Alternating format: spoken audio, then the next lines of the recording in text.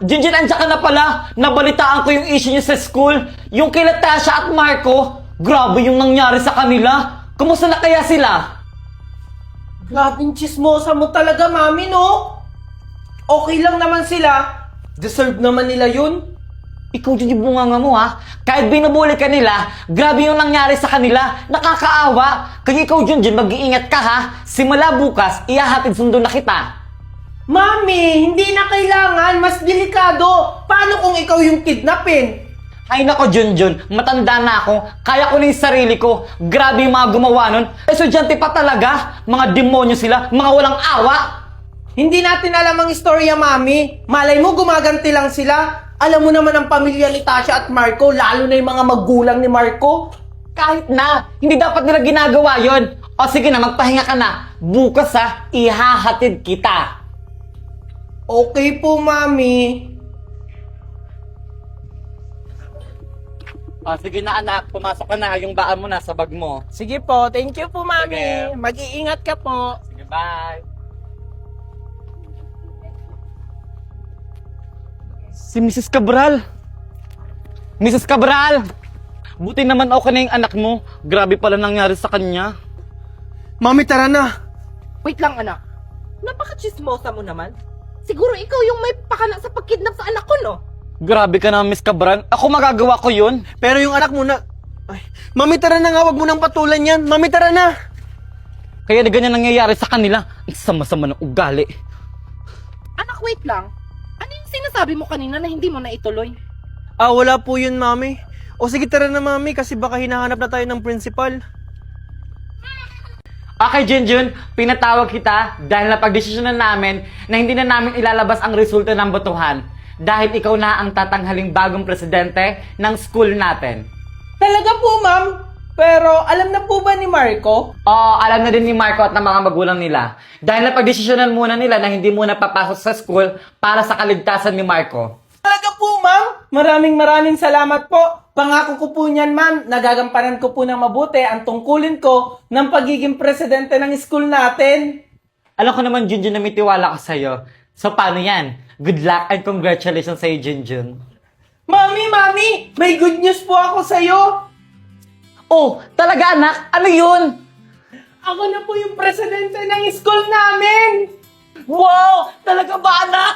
Congratulations sa'yo! Kasi po, mami, hindi po muna papasok si Marco sa school. Mag-own study daw po muna siya dahil sa nangyari. Kaya ako po yung ginawang presidente ng school namin. Talaga ba, anak? Sobrang proud na proud ako sa'yo. Dahil dyan, pagluluto ka na ng paborito mong pagkain. O sige na, magbihis ka na. Magpe-prepare lang ako dito. Talaga po, mami. O sige po, excited na po ako. Walang niya talaga yung Junjun na yan. Siya pa talaga tuloy yung naging presidente ng school natin. Hindi ako papayag, Mark, kung hindi tayo makakagante. Siyempre naman, damay-damay na to. Idadamay din natin, pati mama niya. So ano yung plano natin? May plano na ako, Tasha. Eh di maganda kung ganun. Excited na akong gumanti kay Junjun at kay Megan. Oh, kumalma ka. Mas grabe yung gagawin natin kaysa sa ginawa nila sa atin.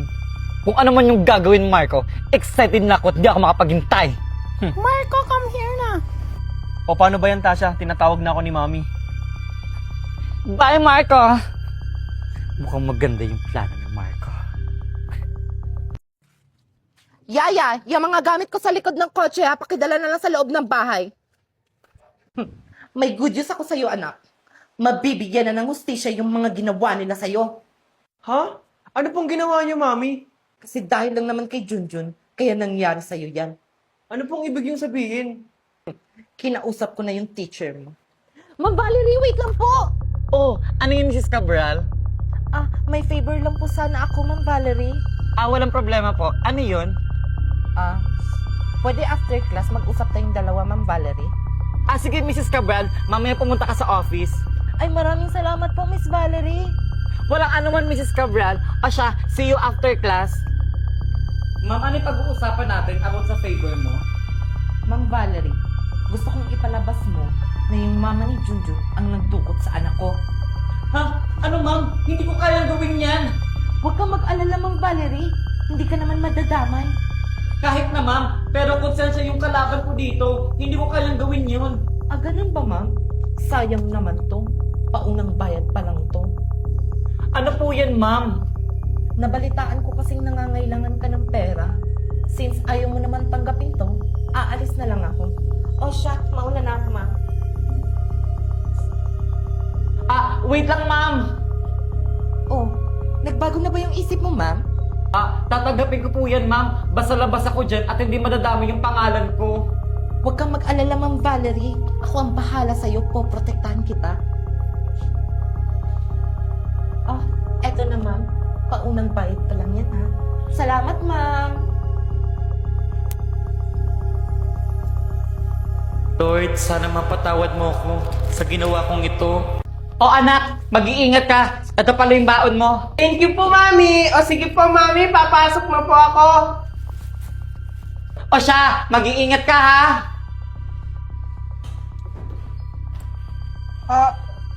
Sino po kayo? Dito ba yung bahay ni Valerie? Opo, Mami ko po yun. Ano pong kailangan nyo sa kanya? Mga pulis po kami. Andito po kami para hulihin siya. May warrant of arrest po kami para sa kanya. Ano po? Ano pong kasalanan ni Mami? Anak, sinong kausap mo? Mga pulis po, Mami. Ha, ano? Kayo? Sir, ano po kailangan nyo? Ikaw ba si Valerie? Nandito kami para huliin ka. Mabait po yung Mami ko. Bakit nyo po siya inuuli? Ano? Wala po akong ginagawang masama. Nananahimik lang ako dito sa bahay. Huwag ka na masyadong madami sinasabi. Sumama ka na lang! Huwag kang makingiya kung ayaw masaktan.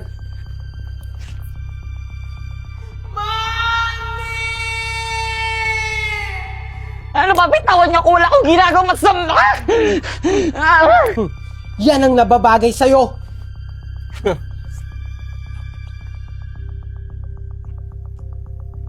Boss, hawak na namin yung mama ni Junjun. Nasaan ako? Tulong!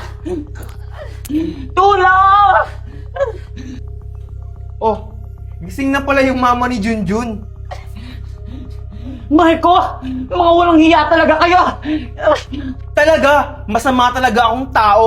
Bakit yung ginagawa sa amin to ng anak ko? Ano kasalanan namin sa inyo? Sobrang laki ng kasalanan ng anak mo. Hindi mo ba alam na siya yung nagpakidnap sa amin? Kaya heto ako ngayon. Bumabawi lang. Ano? Pero kayo din naman may kasalanan kung bakit nagawa ng anak ko yun! Kasi mga bully kayo! Talagang kinakalaban nyo talaga kami? Well, dyan ka lang hanggang sa mabulok ka. Huwag niyo kong iwan dito! Pakawalan niyo ako! Tulong!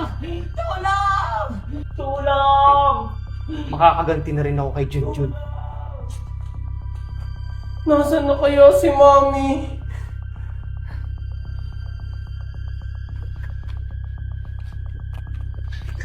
Tao po! Junjun!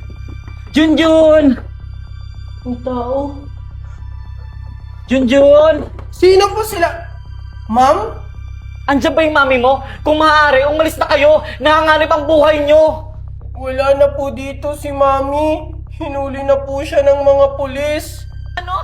Sinasabi ko na nga ba, hindi yung totoong pulis! Mga tauhan yun ni mami ni Marco! Kailangan makagawa tayo ng paraan! Tara, samahan mo ko! Magsusumbong tayo sa mga pulis! Sir, andito po kami para mag-report sa inyo. Oh, ano yun ma'am? Ano po yung may paglilingkod namin sa inyo? Sir, yung mami po niya kinidnap. Kailangan po namin ng tulong nyo.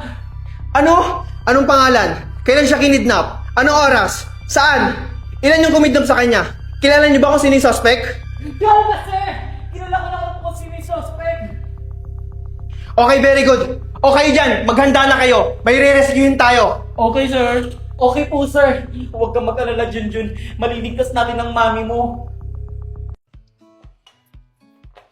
Oh, Han, andiyan ka na pala. Sakto, ito pala yung baon mo. Thank you, Han. Napakaswerte ko talaga sa'yo, Han. Kasi may asawa kong katulad mo. Sus, nung bola ka pa talaga. O sige na, mag-iingat ka sa trabaho mo, ha? I love you, Han. I love you too, Han. O sige na, Han. Mauna na ako. Baka malate pa ako sa trabaho ko.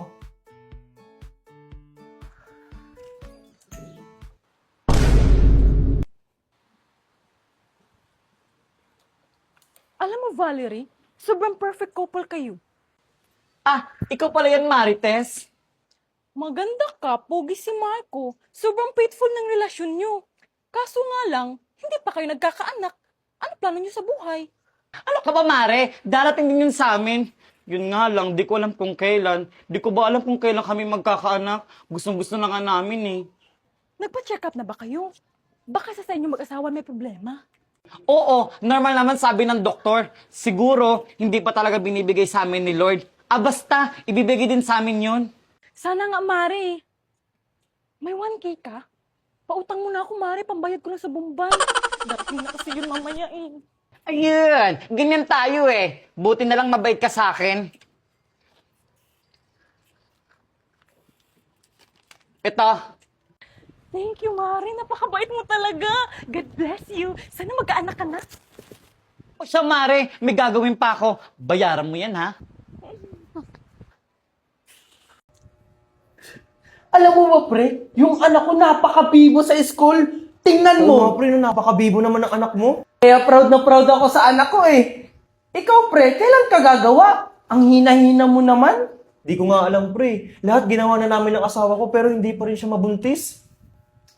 Baka naman may problema sa inyong dalawa. Nagpa-check up na ba kayo, pre?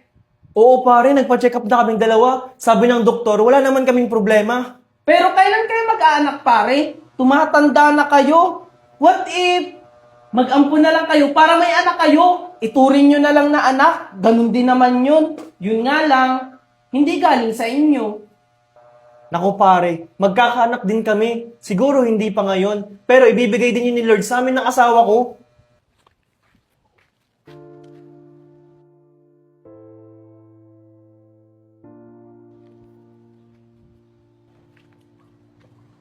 Si Maring Valerie yun ah. O Mare, ba't ka nakatulala? Kaya pala. Ikaw pala yan, Mare. Naiinggit ka, no? Naku, Mare. What if mag-ampun ka kaya? Ano ka ba, Mare? Magkakaanak din kami. Siguro hindi pa binibigay ni Lord ngayon. Paano nga kung hindi? 'Di ba? Kung mag-aampun kayo, magiging ganyan din kayo. Hindi ka na maiinggit. Mare, gusto nga namin mag-asawa galing mismo sa akin. Ilang taon na nga kayong sumusubok, hindi pa rin kayo nagkakaanak. Kung ako sa inyo, mag-ampun na lang kayo. May alam akong orphanage. Ay naku, Mare, wag na natin pag-usapan yan. O sige na, magsiuwian na tayo ng mga pagluto na ako.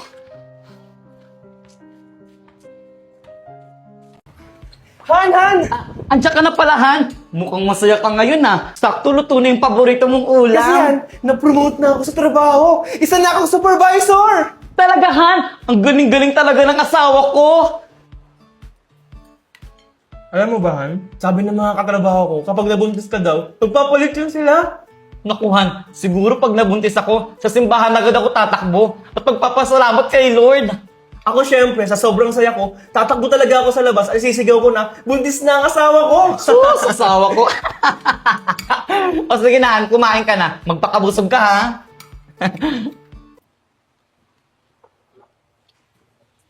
Han, O, ano yun, Han? mamaya ka na maghugas. Ay, naku, Han, alam ko na yan. Gagawa tayo ng bata. Sige na. Ano ba, Han? Nakikiti ako. Sige na. Ano ba?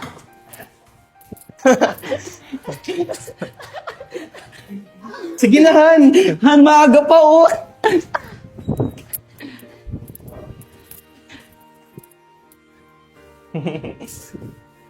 Han! Han, what if mag-ampun tayo? Han, mahirap na magtiwala ngayon. Malay mo, paglaki ng bata, kunin sa atin ng magulang. Marami pa naman ako napapanood na ganyan. Han, idadaan naman natin sa legal para walang habol at hindi naman tayo basa-basa mag-aampon. Ay, si Kumare, may alam daw siyang orphanage. Sige, Han, tapusin lang natin tong buwan na to. Pag hindi pa talaga, mag-aampon tayo. O sige, Han, pag nag-ampon talaga tayo, ipaparamdam ko talaga sa kanya na hindi siya ampon. Siyempre naman! Ano, Han? Isa pa? Marco! Ano ba, Han?